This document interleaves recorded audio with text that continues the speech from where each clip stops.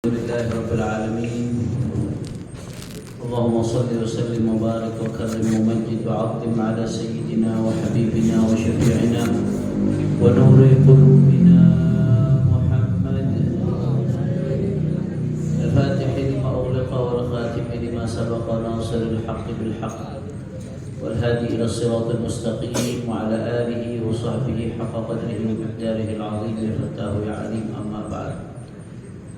Para asatid, para tuan-tuanku, berkhusus Kiai Haji Nurset Suwanda, Kiai Haji Syahid Joban, Ustadz Adi dan Ustadz Alwi, dan semua tidak saya sebutkan satu persatu tanpa mengurangi rasa hormat dan ta'zim saya kepada beliau semua. Kita doakan mudah-mudahan guru-guru kita Allah panjangkan umurnya, Allah sehatkan badannya, Allah jaga zahir batinnya, Allah menangkan perjuangannya, amin ya rabbal alamin. Dan salam penghormatan yang paling istimewa saya hadiahkan kepada hadirin hadirat muslimin muslimat, mukminin mukminat yang hadir pada kesempatan kali ini. Semua angkat tangannya, kita minta sama Allah, mudah-mudahan tidaklah kita keluar dari tempat ini kecuali semua dosa kita diampuni oleh Allah. Yang sakit Allah angkat penyakitnya, Allah sehatkan badannya. Semua yang hadir dilapangkan rezekinya, diberkahi kehidupannya, amin ya rabbal alamin. Ahibah kiram, saya nggak panjang lebar kali ini. Saya harusnya pekan lalu harusnya udah rencana hadir, niat hadir dijadwalkan, tapi mendadak harusnya berangkat ke Jawa Timur Kamis pagi. Tahu-tahu guru mulia Profesor Habib Abdullah Baharun Yulu Al-Faqih terjemah beliau di Madura malam Kamis. Nggak mau kami Rabu pagi berangkat akhirnya karena perintah guru. Nah, terus malam ini beliau dari malam Kamis sampai tadi beliau siang pulang ke Timur Tengah. Mudah-mudahan beliau dijaga oleh Allah. Amin. Dan kita dapat keberkahan beliau. Amin.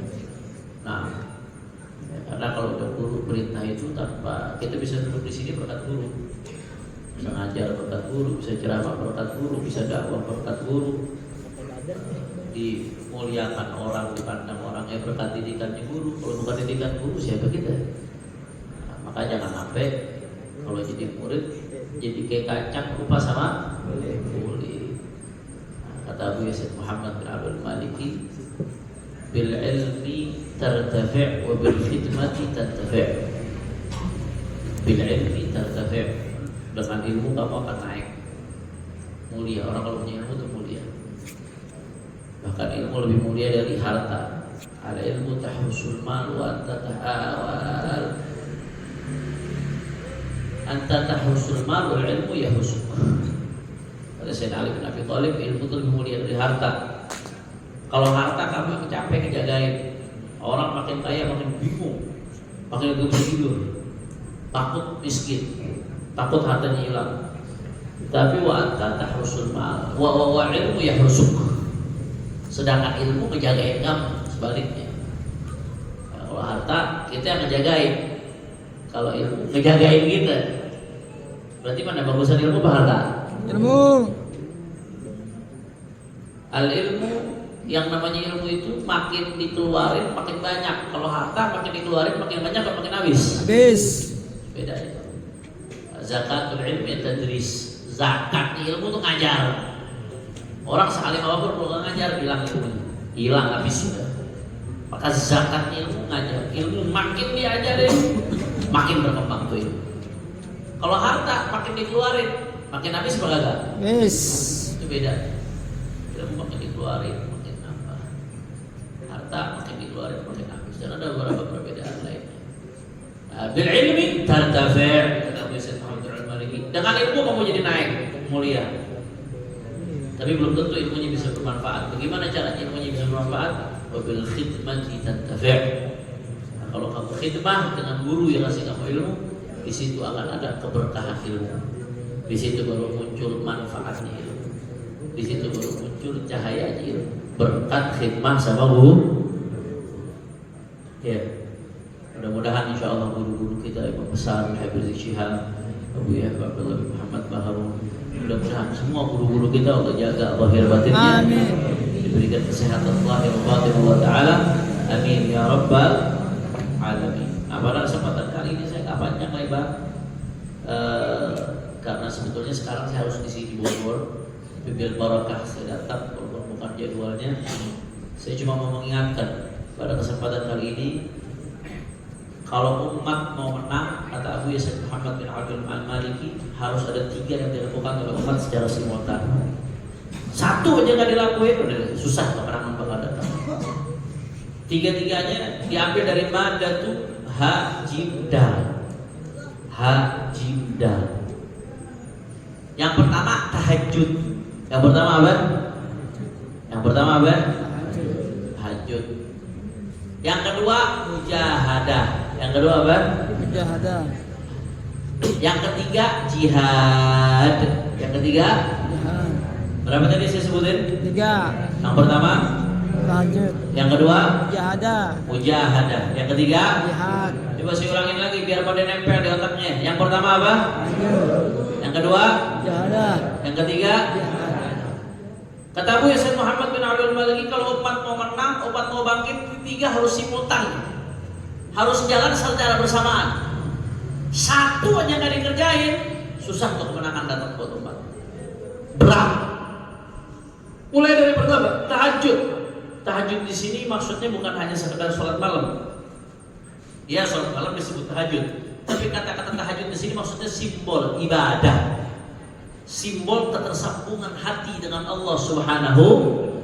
Sholatnya, zikirnya, wiridnya, baca Qur'annya, hizibnya, cinta nabinya, sholawatnya, sholawat ala Nabi Muhammad, cinta orang solehnya.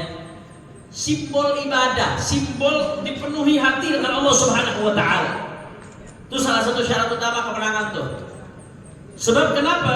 Sebab kemenangan kita ini sejarah membuktikan bukan karena jumlah kita yang banyak, bukan karena persenjataan kita yang canggih. Ya, saya setuju, persenjataan canggih penting. Wa'iddu lahum mastata'tum min quwwati wa min ribatil khair tuhibuna bi aduwallah wa aduwakum. Allah perintahkan kita, persiapkan itu semuanya. Tapi bukan hanya itu sebab kemenangan kita. Lebih dari itu semua, sejarah membuktikan kita pernah menang di perang Badar 313 melawan 1000, menang di perang Mu'tah 3000 melawan 100.000.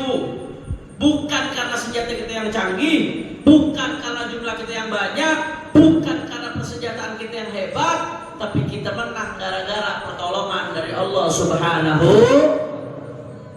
Jawab coba yang kompak, siapa yang maha besar? Allah. Orang kompak, orang semangat, siapa yang maha besar? Allah. Siapa yang maha kuat? Allah. Siapa yang maha perkasa? Allah. Siapa yang maha kuasa? Allah. Siapa yang maha memberikan kemenangan? Takbir!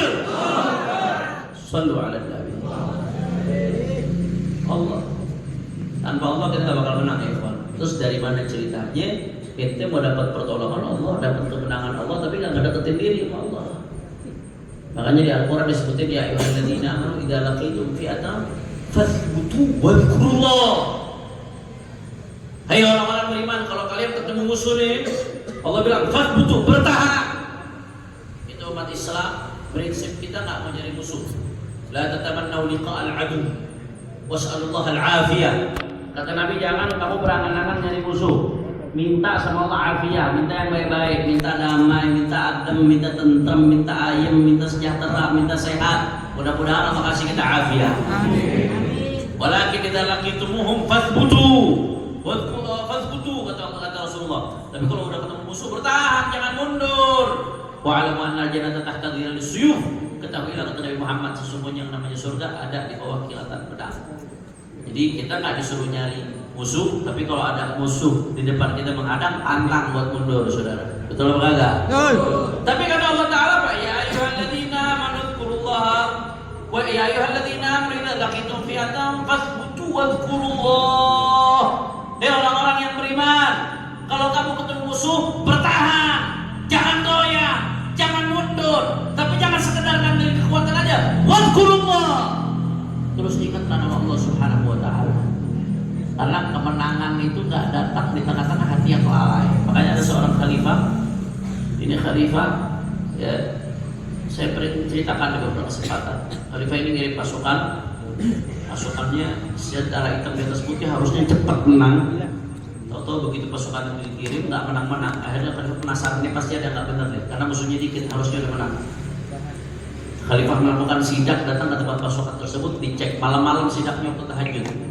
Oh, dia lihat di tenda ini pasukannya lagi pada sholat, tenda ini pasukannya lagi zikir, tenda ini pasukannya baca Quran. Sampai pada satu tenda pasukannya lagi pada tidur semua. Apa kata? Oh, ini penyebabnya nih. Yang lain lagi asyik minta sama Allah, tahu-tahu di tengah-tengah hati yang lagi ingat Allah ada kelalaian. Bagaimana kemenanganmu datang? Nih penyebab kekalahan. Akhirnya mau khalifah dibangunin semuanya, diperhatiin ibadahnya dia. Gak lama kemudian datanglah kemenangan dari Allah Subhanahu wa Ta'ala. Itu kagak tahajud, perjuangan kalah. Bagaimana kita sholat subuh, saudara? Semangat, takbir, Allahu Akbar. Subuh kesiangan. Semangatnya udah bagus, saya gak ngejelekin semangatnya. Takbir, Allahu Akbar, tancepin dari dalam hati itu kebesaran Allah. Bukan hanya untuk kita semangat, itu salah satunya. Tapi tancapkan juga Allah Maha Besar, lebih besar dari hawa nafsu saya, lebih besar dari tidur yang saya nyaman, lebih besar dari keinginan saya untuk dunia, lebih besar dari syahwat saya. Maka saya mengedepankan Allah di atas segala-galanya, saudara.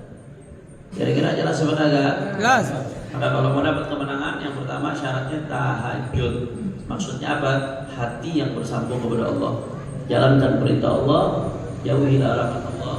Jangan anggar aturan Allah, maksiat bawa sial, bawa apes buat perjuangan kita. Ya, karena kita menang berkat pertolongan Allah, maka jangan jauhkan diri kita dari pertolongan Allah dengan melakukan kemaksiatan kepada Allah Subhanahu wa Ta'ala. Makanya saya mau tanya semua jamaah pengajian Al-Jabhah, semua siap bertakwa kepada Allah? Ya.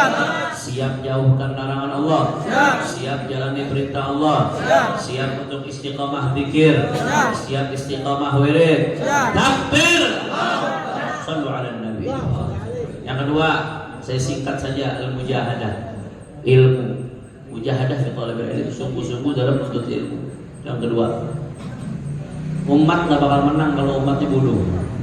Bagaimana kalau dia mau menang dia bodoh? Nabi mengatakan, man yuridillahu bi khairan yufaqihu fid-din.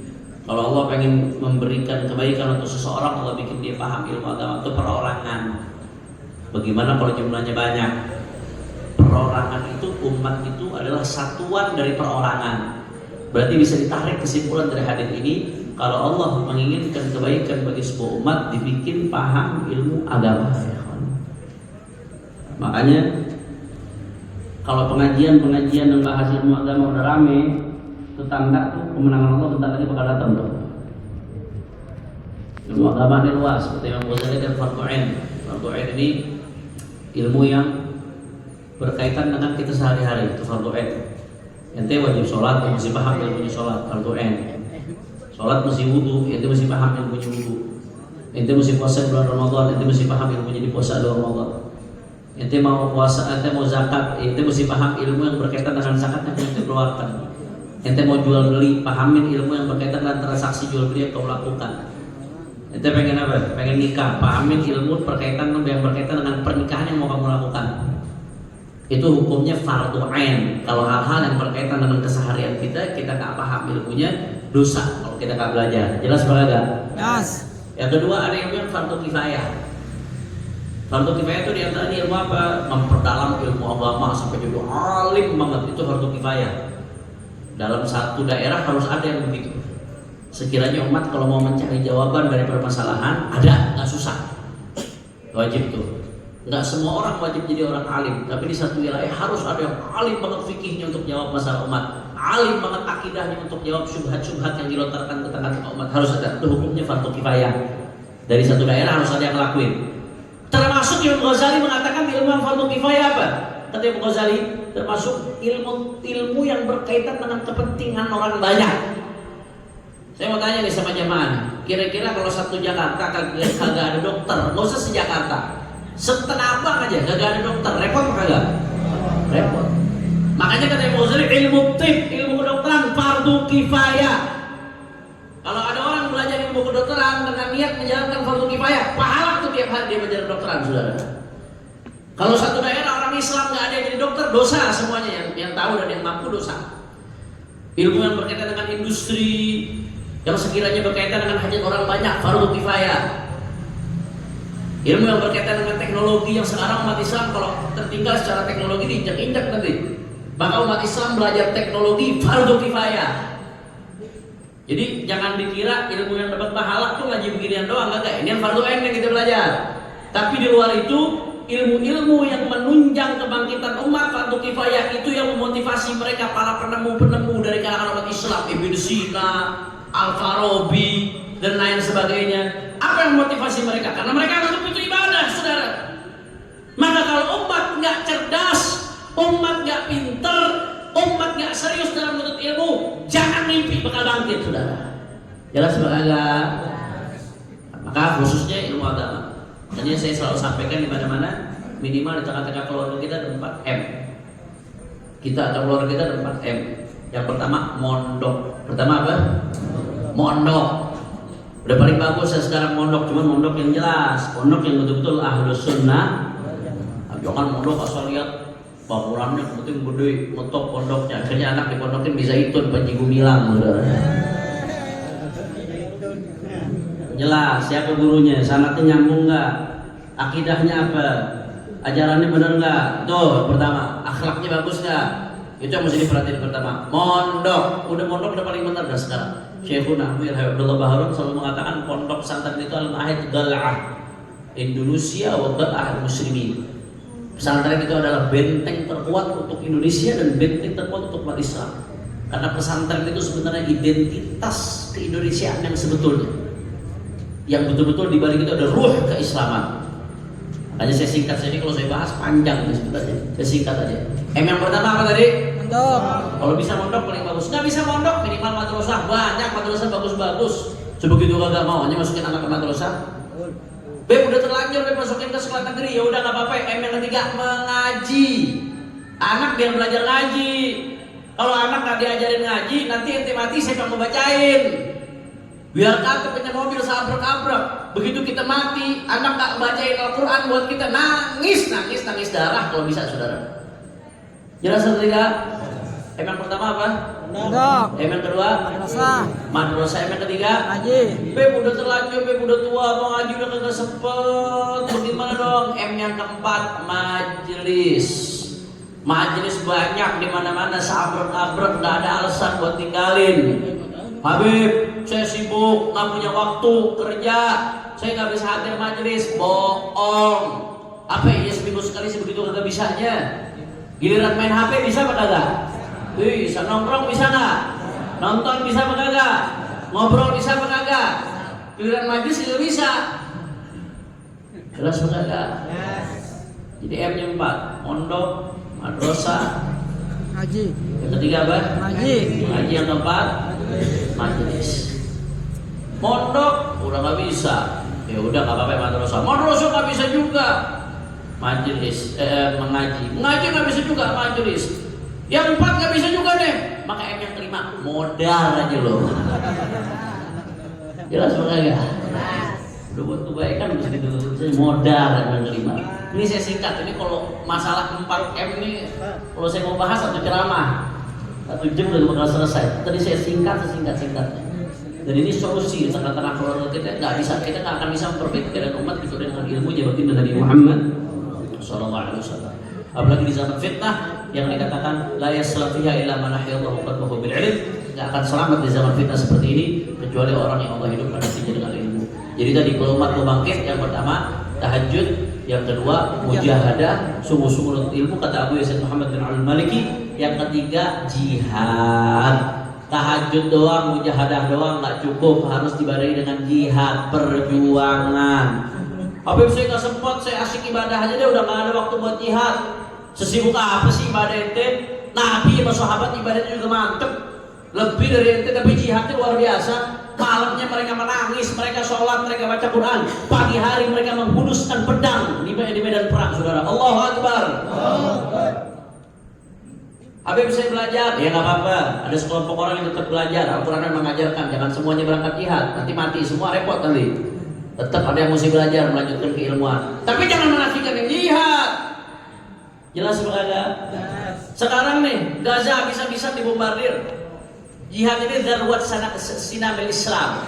Ujung tombak daripada Islam itu jihad. Jihad ditegakkan, Islam gagah. Jihad ditinggalkan, Islam diinjak-injak, saudara. Gaza nih sampai sekarang dibombardir. Kita umat Islam sampai mau masukin sesuap nasi aja susah sekarang, saudara. Kemarin saya Ustaz Abdullah Syahid, kakak kelas saya di Akuf, orang Gaza. Itu KPA, Komisi Pembebasan Al-Aqsa, itu biasa salah satunya komunikasi dengan beliau biasanya pengiriman bantuan. Beliau ngomongin guru saya Abu Yahya Abdullah Bahar, kasih kabar, Habib saya minta doa anak saya dalam keadaan kritis karena sudah lama nggak masuk makanan ke dalam perutnya. Sampai begitu keadaan, saudara. Sampai-sampai di Mesir rakyatnya bukan pemerintahnya, rakyatnya itu yang peduli sama Gaza, saking udah nggak bisa nganterin makanan di blokade, mereka masukin itu beras-beras, mereka masukin gandum-gandum ke dalam botol, mereka masukin makanan-makanan instan dalam botol, mereka lemparin ke lautan karena laut kan nggak ditutup. Ya bahar at-tajudun min junudillah.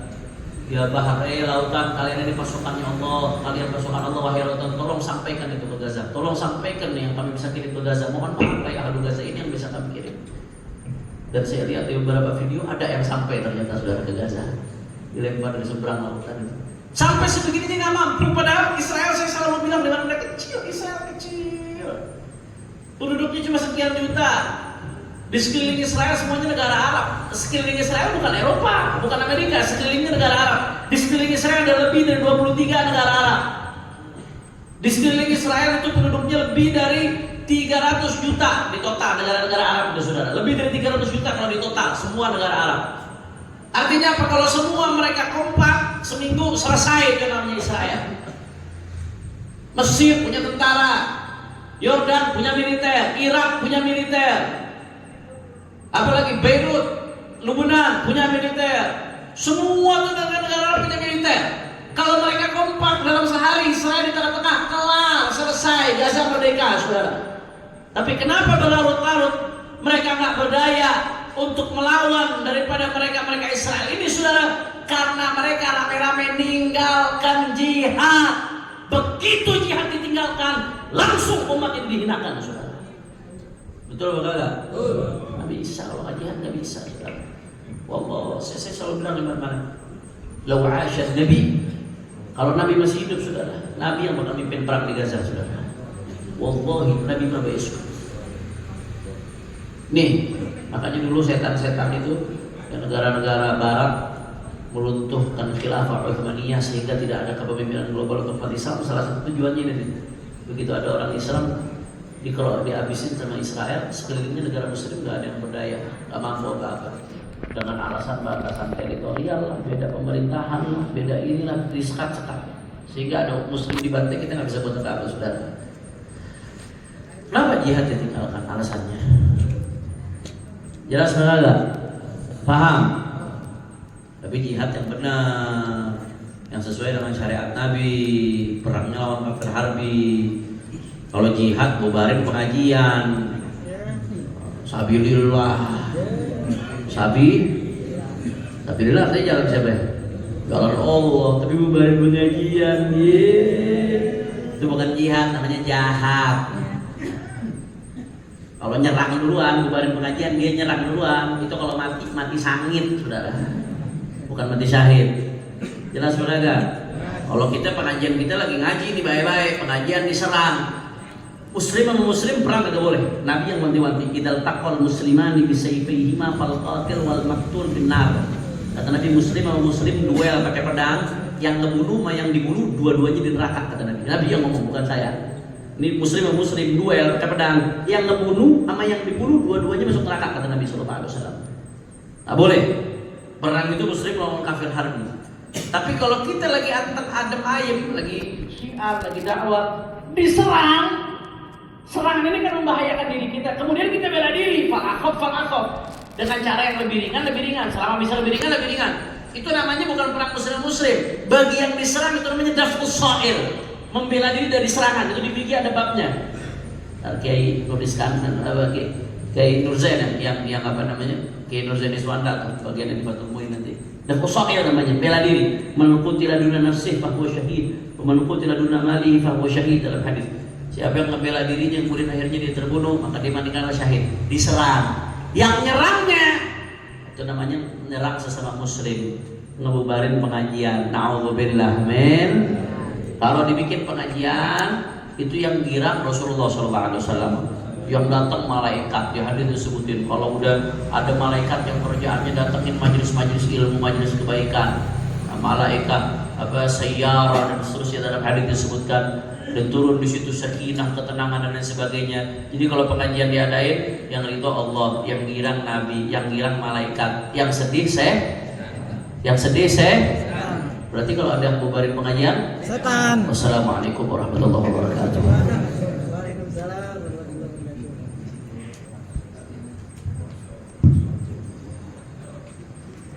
مولاي صل وسلم